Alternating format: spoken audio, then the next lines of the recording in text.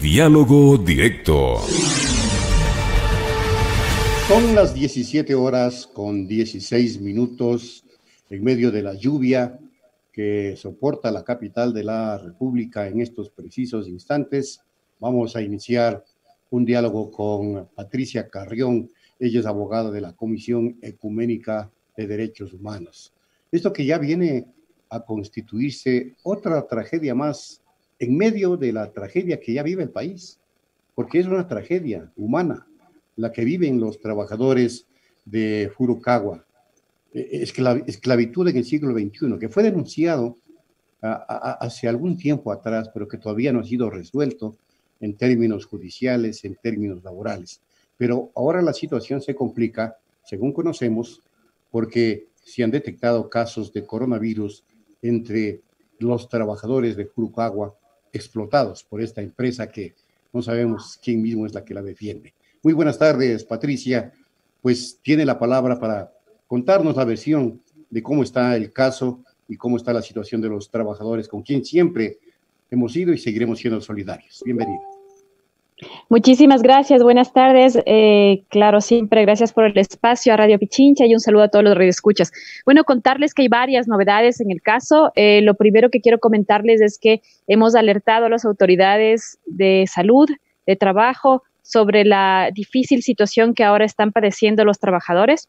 Hay casos de COVID ya confirmados, no ha existido ningún tipo de prestación de posibilidades para bioseguridad por parte de la empresa.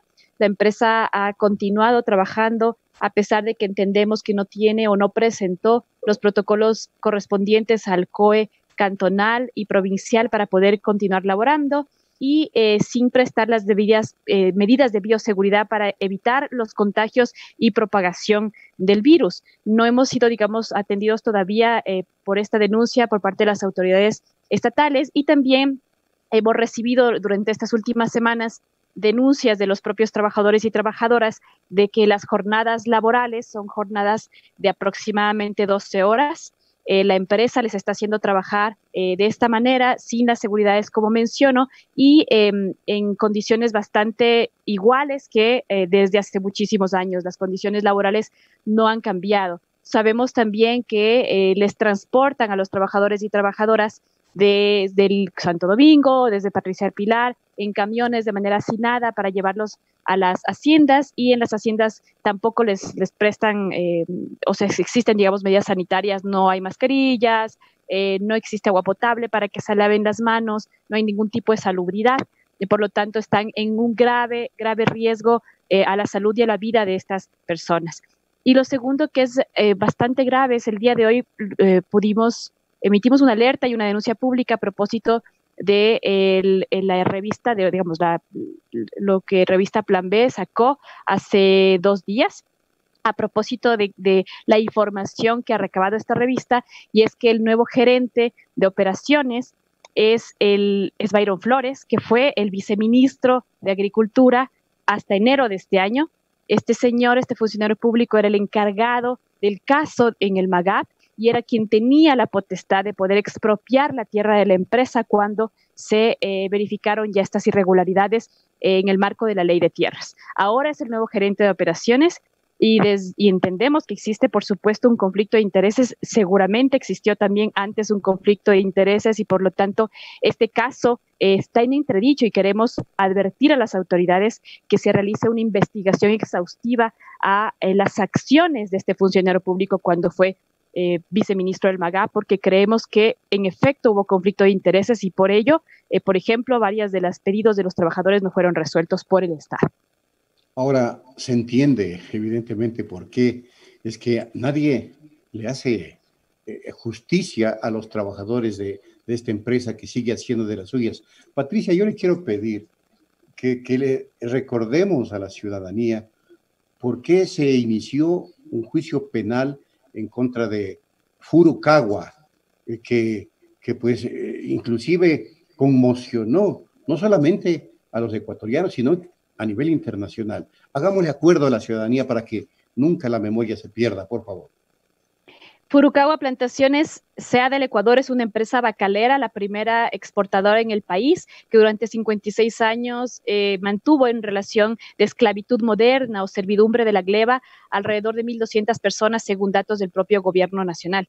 Esta empresa fue investigada durante varios meses y en febrero del 2019 la Defensoría del Pueblo emitió un informe después de abrir una investigación defensorial en la cual se identificaron varias violaciones a los derechos humanos de personas que laboraban en condiciones casi subhumanas, es decir, hacinados en pequeñas habitaciones, campamentos lúgubres, sin servicio alguno de luz, agua, menos alcantarillado y sin la posibilidad, que es lo más grave, de poder salir de esta condición de esclavitud.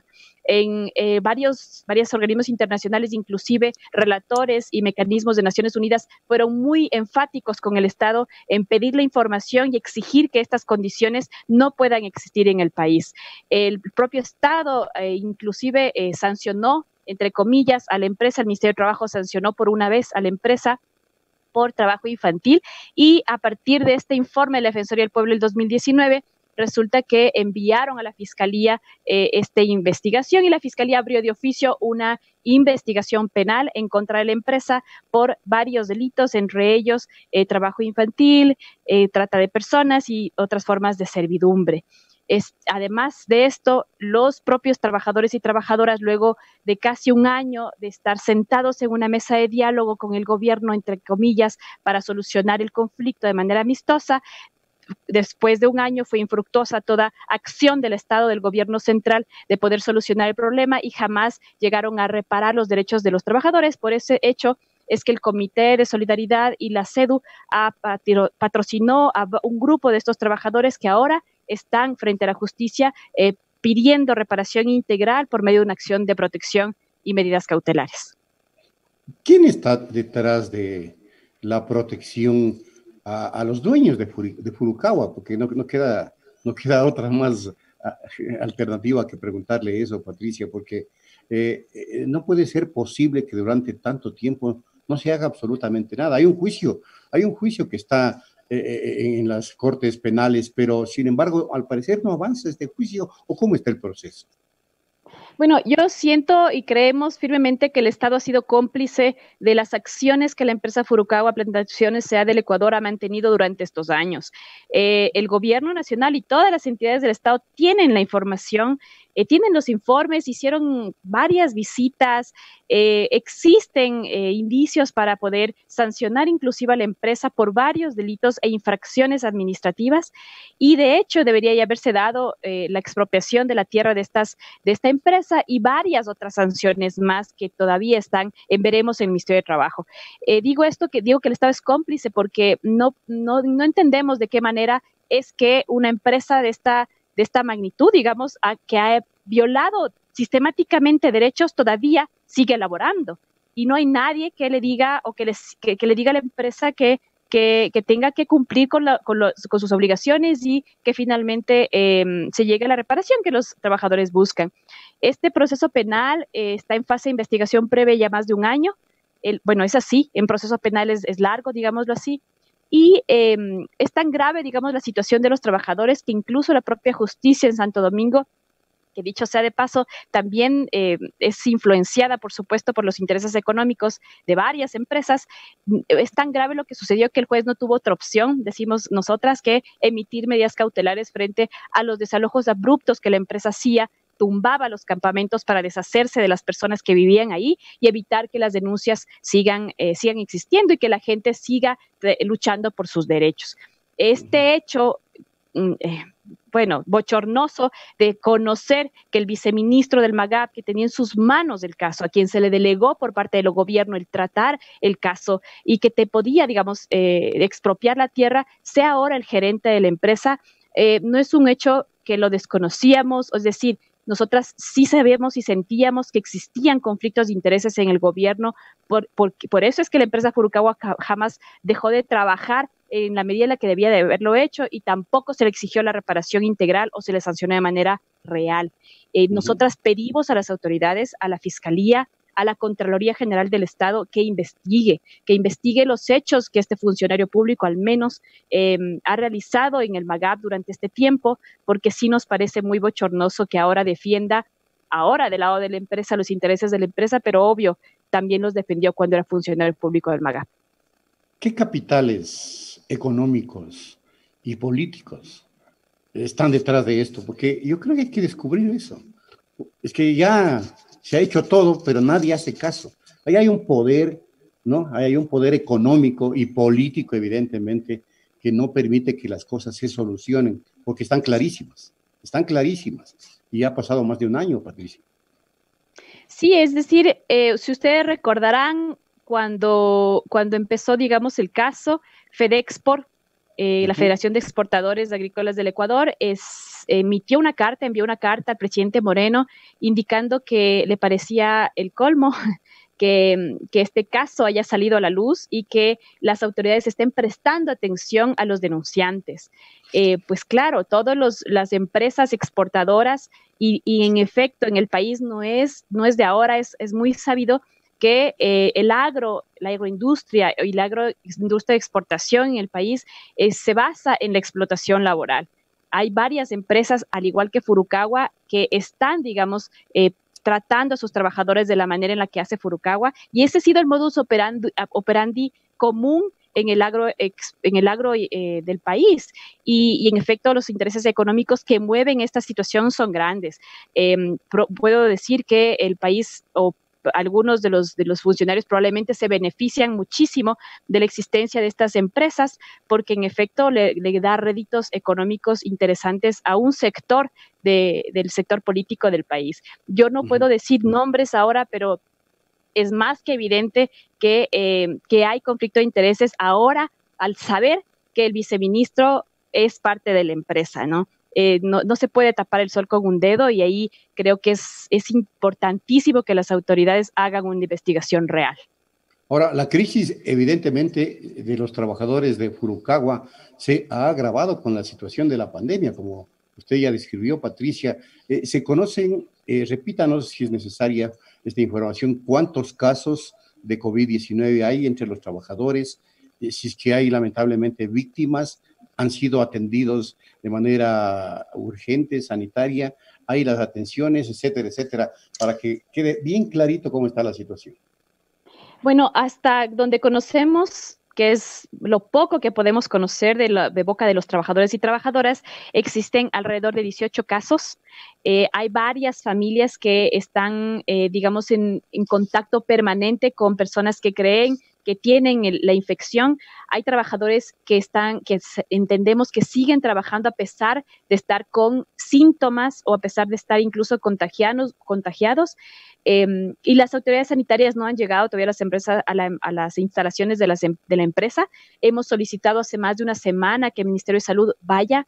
Hemos solicitado que el Ministerio de Trabajo también vaya y haga una inspección por lo que les mencioné, que las jornadas laborales son demasiado extensas y las condiciones son paupérrimas, pero sobre todo porque entendemos que, según denuncias de los trabajadores y trabajadoras, que a muchos de ellos los están despidiendo si es que no acatan con las nuevas disposiciones del nuevo gerente de operaciones de la empresa Furukawa, y es que si es que no les gusta trabajar de esa manera, pues se van. Y lo que están haciendo es contratar a nuevas personas que a su vez contratan a cuadrillas de trabajadores y se vuelve a reiterar hechos que pueden significar nuevos hechos de tercerización laboral, ¿no? Entonces, les están despidiendo a algunos trabajadores que simplemente no aceptan con las condiciones que ahora están dispuestas en la empresa y contratan a unos nuevos personas que no tienen ninguna relación de dependencia, sino con una que antes se llamaba arrendatario, ahora pues no sé cuál es la figura jurídica que están usando, pero es claro que hay una tercerización laboral nueva, diferente a la que ya existió durante años pasados. Tercerización que obviamente hoy se va a radicalizar en el Ecuador por la última ley aprobada en la Asamblea, que justamente buscaba esto, la precarización laboral. Con esta ley se va a justificar sin duda lo de Furukawa y otros casos más que vendrán y que, como usted dice, ya ha sido costumbre en el agroecuatoriano, ¿no? Y a propósito de esto, la CEDU está abordando temáticas relacionadas a los despidos de cantidades de trabajadores públicos y privados que se han producido justo en los momentos tan críticos que vive el país, cuando no se puede dejar sin trabajo a los ecuatorianos que se mueren del hambre. ¿Qué conoce usted de esto, Patricia? Decirles que, bueno, digamos, hay un mandato que es el mandato 8 constitucional, el mandato constituyente número 8. En este mandato se establece claramente que la tercerización laboral es ilegal, ¿no? Y existen sanciones que se deben imponer a las empresas que realizan esta tercerización laboral. Y en ese sentido, digamos, hemos pedido al Ministerio de Trabajo que imponga estas sanciones y que verifique si es que en efecto, si es que se verifica en efecto que hay esta tercerización laboral.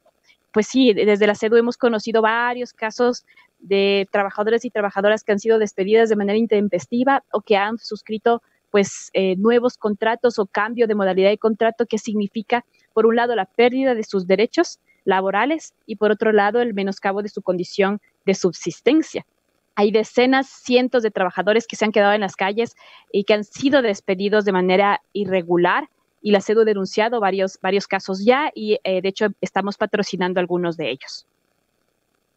Muy bien, Patricia, suerte, sigan adelante con esa tarea de ser siempre solidarios con la gente que lo necesita. Patricia Carrión es abogada de la Comisión Ecuménica de Derechos Humanos y nos ha acompañado en esta tercera emisión de Punto Noticias. Gracias, Patricia. Muchísimas gracias, su atención y su tiempo. Punto Noticias, un noticiero para usted.